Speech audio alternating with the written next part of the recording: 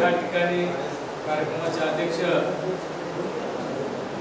राष्ट्रीय आघाडीचे नेते प्रकाशांना कांबळे संघर्ष नेते म्हणायला हरकत नाही, तसेच आपल्या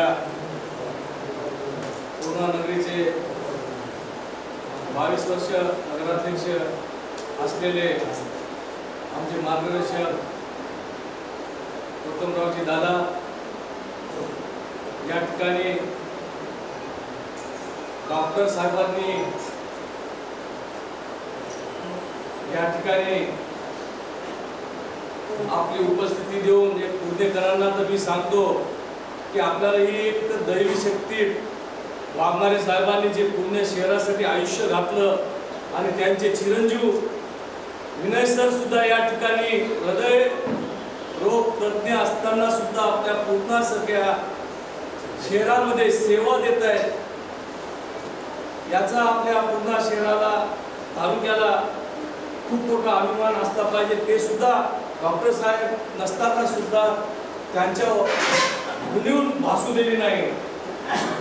डॉक्टर साहेबांची तब्येत आता खूप संघर्ष झाला, त्यांना आरामाची गरज असल्यामुळं विनसर ती कमी भरून काढतात। मी मुद्दाम त्यांचं कौतुकास्पद आपल्या पूर्णा शहरामध्ये तालुक्याला सेवा देत आहेत आणि संघर्षामध्ये सुद्धा कुठेही ते अनुपस्थित नाही। जिथं जिथं कार्यक्रम असतील तिथे डॉक्टर साहेब आपल्यासोबत आम्हाला दिसत आहेत, त्याबद्दल त्यांचं या ठिकाणी या बैठकीस उपस्थित राहिल्याबद्दल मी आभार मानतो। तसेच या ठिकाणी रेल्वेचे तज्ञ म्हणायला हरकत नाही, रेल्वे विकास समितीचे जे काही गुणिवा जे काही छोटे छोटे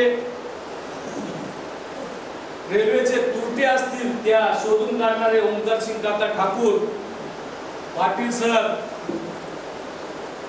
जगदीश जोगदड सर, सईद सर, मुजीब भाई, आमचे रोप सर, सर्व पक्षीय जिल्ह्याचे नेते, आमचे मित्र दादारावजी पंडित, नवीन रक्त असणारे आपले शिवाज सोनटक्के आणि या ठिकाणी सर्वात मोठी गोष्ट म्हणजे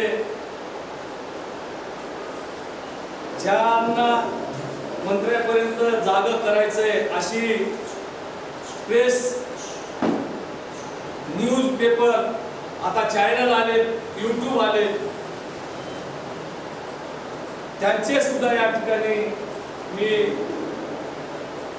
आज पूर्णा तालुक्यामध्ये विकासाबाबत एक रेल्वेचं आंदोलनाचं पाऊल या ठिकाणी टाकण्यासाठी खूप मोठी बैठक या ठिकाणी आयोजित केली। त्या मीडियावाल्याचं, त्या संयोजक समितीचं मी या ठिकाणी संयोजकाच्या वतीनं आभार मानतो। या ठिकाणी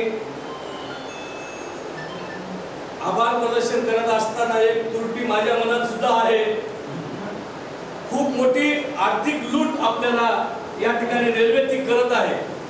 आपण ज्यावेळेस पुणेमधून नांदेडमधून निघतो, नांदेड डिव्हिजनच्या नावाखाली निघतो आणि परळीच्या अलीकडं सिग्नल कशी गेलं की आपलं डिव्हिजन संपतं आणि जसं डिव्हिजन मध्ये थर्मल गेलं तो सिकंदराबाद डिव्हिजन चालू होतं। 1500 कोटी रुपयाचं वर्षाचं नुकसान रेल्वे नांदेड डिव्हिजनचं या ठिकाणी होतं।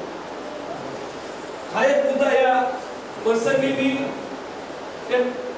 रेल्वे संघर्ष समितीचा सदस्य म्हणून, नागरिक म्हणून मांडावा आणि या ठिकाणी जे काही आम्हाला नगरपालिकेनं हा उपलब्ध करून दिला, एमसीबीनं आमच्यावर लाईट देऊन माया ठेवली आणि शेतकऱ्यांनी सुद्धा या ठिकाणी आंदोलनाला सुरुवात केली।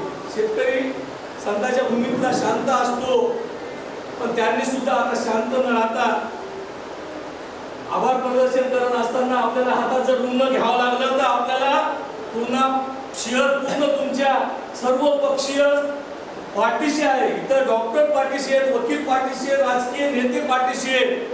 फक्त तुमचं मनोबल तुमच्या गावामध्ये गावं कसे एक होतील हा पुन्हा शहराचा विषय नाही, पुन्हा तालुक्याचा विषय। पुन्हा तालुका जर भक्कम झाला तर पुन्हातले खेड्यापाड्याचे येऊन शहरामध्ये दुकान घालणार सुद्धा या ठिकाणी बर्बाद होणार। या प्रसंगी एवढेच आभार प्रदर्शनाच्या प्रसंगी चुकून 2 गोष्टी माझ्या मनातल्या सुद्धा मी बोलून गेलो, त्याबद्दल धन्यवाद देऊन या ठिकाणी सर्वांनी जे जे काही सहकार्य केलं या बैठकीसाठी त्यांचे सर्वांचे मी या ठिकाणी आभार मानून मी माझे 2 शब्द संपवितो.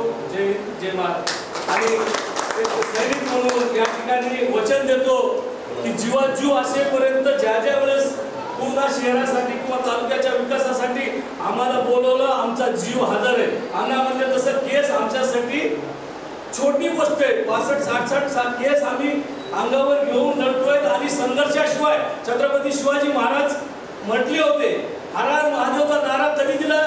ज्या ज्या वेळेस लढाया झाल्या, लढल्या गेले, गनिमी काव्य केल्या गेले, त्याच वेळेस त्यांना सगळे किल्ले लढता आले. तसंच आपल्या पुणेकरावर आता शिवाजी महाराजांचा एक वंशज म्हणून डॉक्टर बाबासाहेब आंबेडकरांनी एक कलम दिली, ती कलम चालून आपल्याला गनिमी काव्य या ठिकाणी या नेते मंडळीच्या ज्या संघर्ष समितीचे जे काही आम्हाला आदेश येतील त्या माध्यमातून आम्ही इमानीद्वार स्वीकारू आणि जीव असेपर्यंत जीवाची पर्वा न करता या संघर्षामध्ये उतरू एवढी या ठिकाणी वचन आणि हमी देतो.